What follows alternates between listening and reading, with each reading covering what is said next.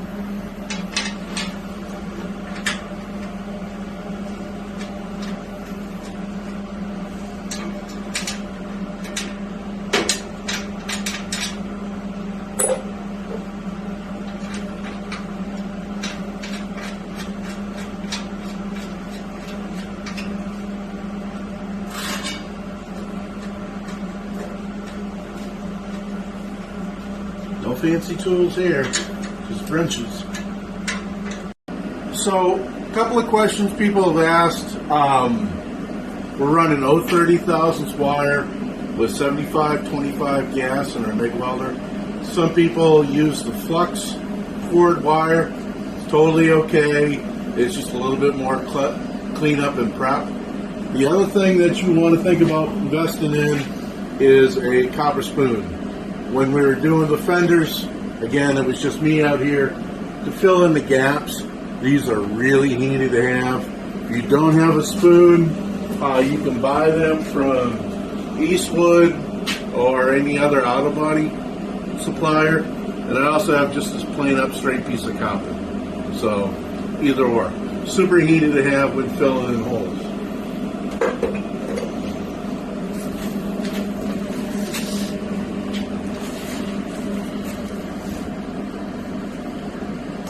I use a number 10 shade. It's a auto darkening helmet. You don't need an auto darkening helmet. Passive lens works just as good.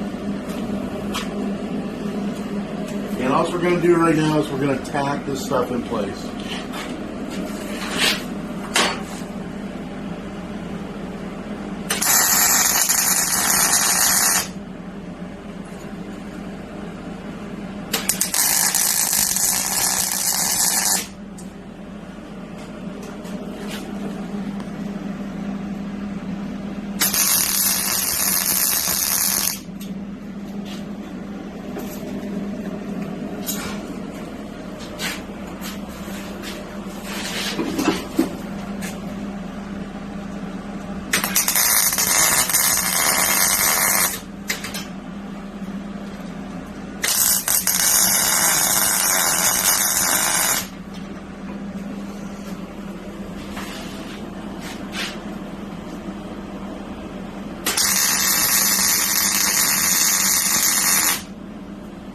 So a couple of things real quick.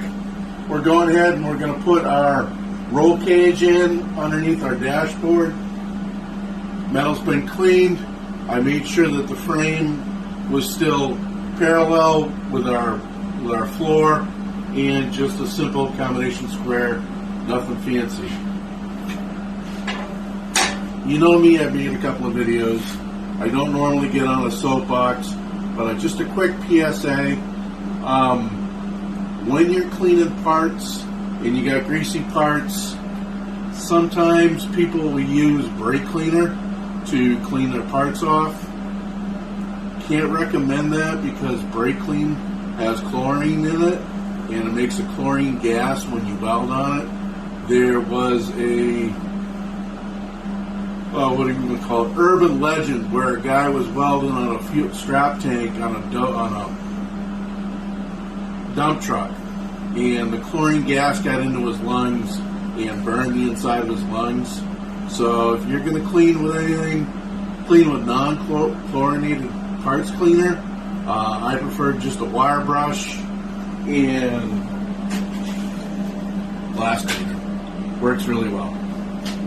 So we're going to go ahead, we're going to spot weld these in.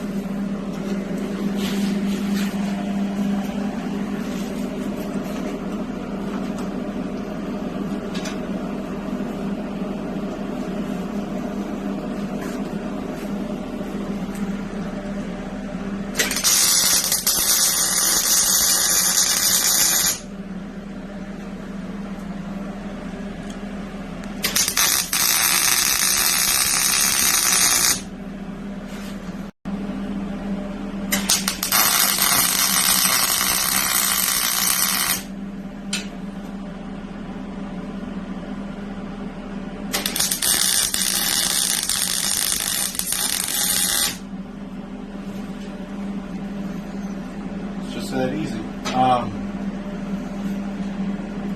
Some people have a tendency to overweld things.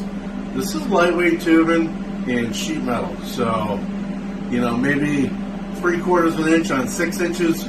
Make sure you do both sides of the tubing and top and bottom, and that'll keep everything square. The next piece we're going to add is we're going to add our top piece, and we're going to use our clamps to pull them together. So bear with me 1 minute.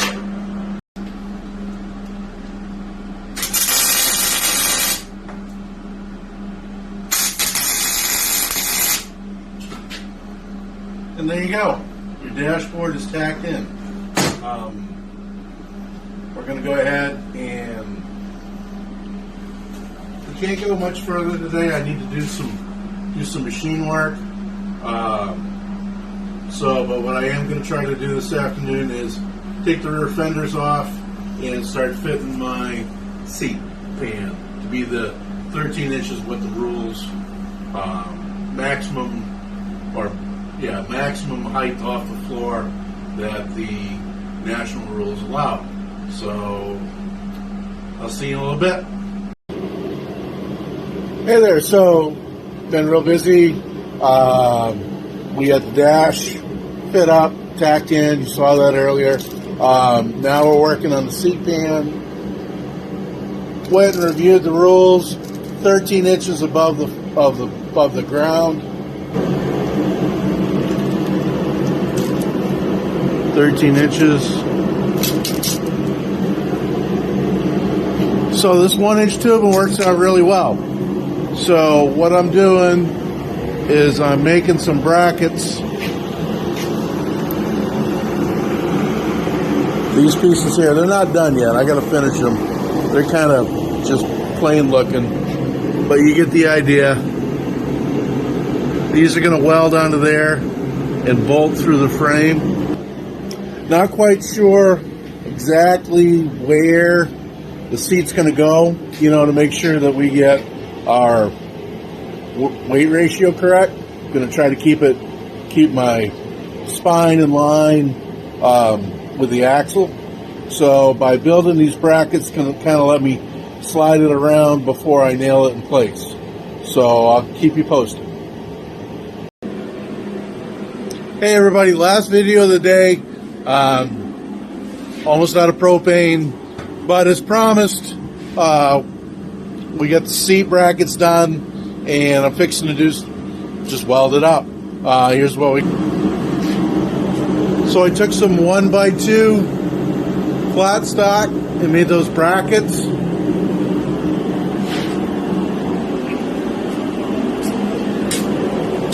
Drilled some holes in the seat. Bear with me for a second. And here it is. 13 inches above, just like we talked about earlier. All that's left to do is to tack it in, put some stitch welding on the back side, and then start cutting the fenders.